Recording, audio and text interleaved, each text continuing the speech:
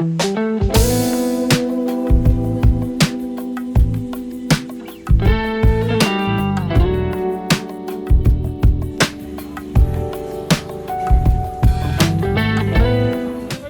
guys! It's our first day here in Bantayan and it's a gloomy weather today. So okay lang sa akin kahit hindi masyadong maaraw, basta wag lang uulan. Mas masarap ng mamasyal ng ganitong panahon. So ngayon chill-chill lang po tayo, maghahanap lang po tayo ng mga pwede nating kainan, where to eat. Kasi based sa mga nababasa ko, uso daw dito yung mga unlimited tulad ng mga unlimited seafood, unlimited pasta, unlimited pizza. So ayun, so maghahanap lang tayo ng mga makakainan today.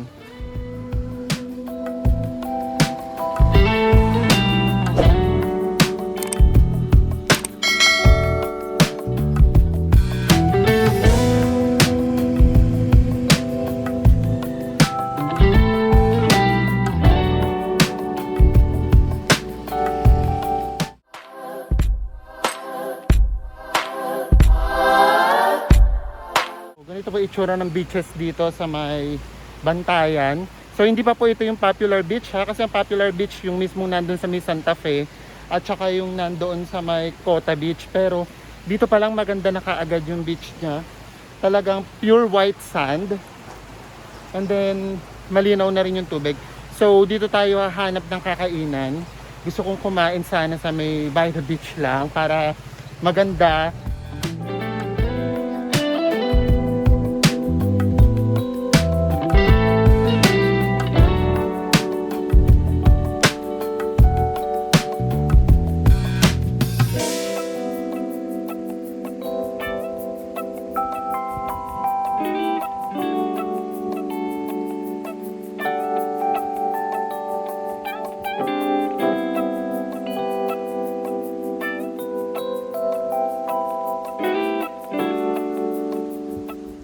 Guys, so nandito na po tayo sa amihan. Dito po natin napili na mag-breakfast for today.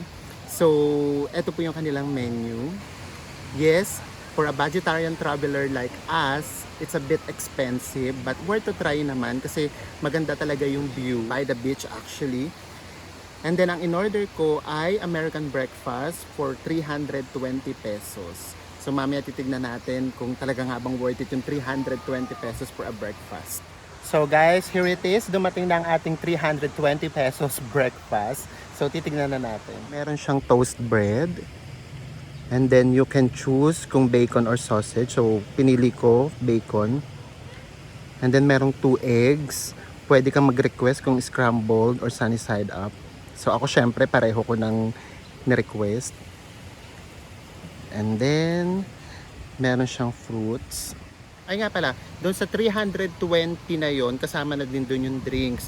So pwede kang mamili coffee, hot chocolate, or juice. So ang kinuha ko ay chocolate kasi yung juice na available nila ngayon ay watermelon. So hindi ako mahilig sa mga fruit juices.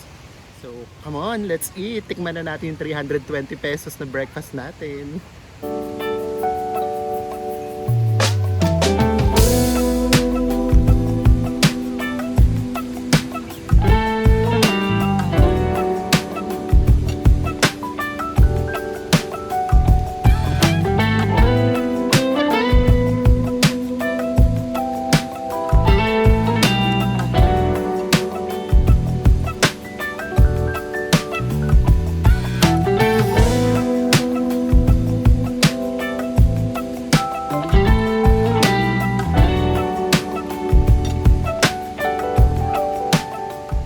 Yes, again, for a vegetarian traveler like us, it's a bit pricey pero try natin paminsan-minsan kasi kapag nag-check-in ka dito, less than 5,000 or 5,000 pesos a night.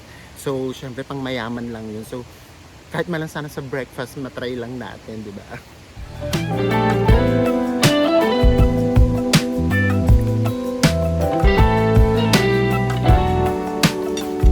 My God, yung butter heaven. Ang sarap talaga.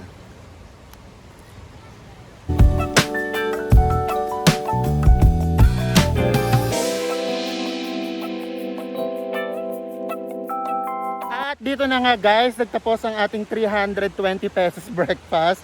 So, hindi lang siya 320 pesos kasi plus 32 pesos pa siya for a service charge. So all in all, 352. So pinakita ko naman po sa inyo kung ano yung mga makakain ninyo. So kayo na po ang bahalang humusga kung sulit po ba o nabudol ako sa 352.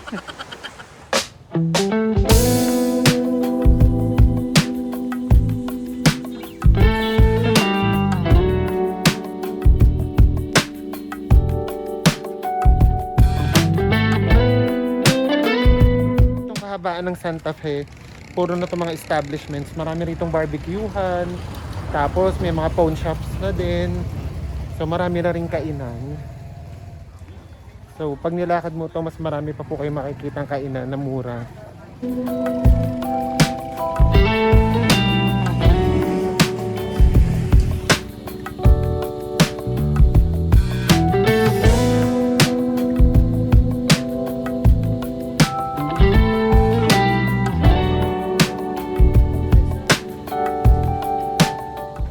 Guys, nandito tayo ngayon sa Santa Fe Milk Tea House. So, ayoko munang mag-rice kasi hindi ko na pinakita kanina sa video, kumain na ako kanina.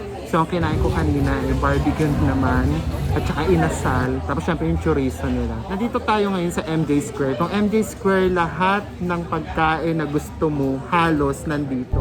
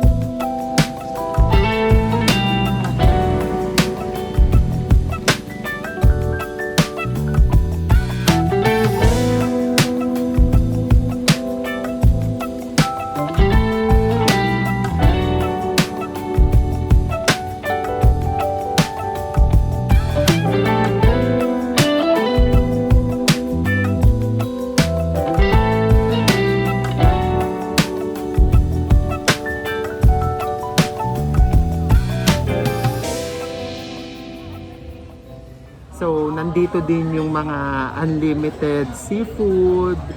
Tapos, nandito yung mga unlimited pasta and pizza. Unlimited chicken. So, lahat na unlimited yata nandito na. Tapos, pagpasok mo doon sa may pinakaloob, puro naman yun bar, puro yun inuman.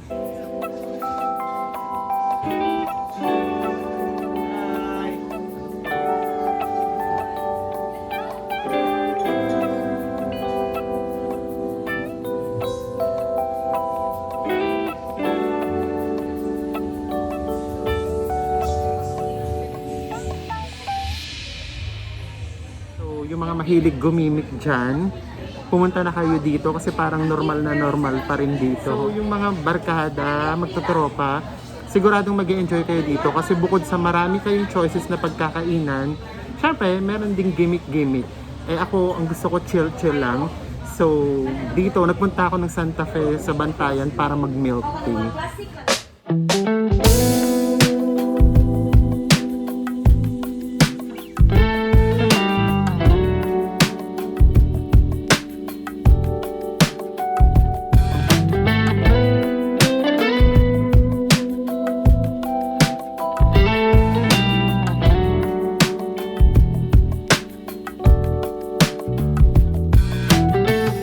Guys, dumating na yung order natin. Ang in-order ko ay choco-loaded. It's 129 pesos. Pero mukha naman siyang masarap. So yun, guys, kung pupunta kayo dito sa may Bantayan, maraming paraan para makatipid. So hindi lahat dito mahal. Maghanap-hanap lang kayo, maraming mura. So depende na lang kung magkano ang budget ninyo. See you again next time. Bye!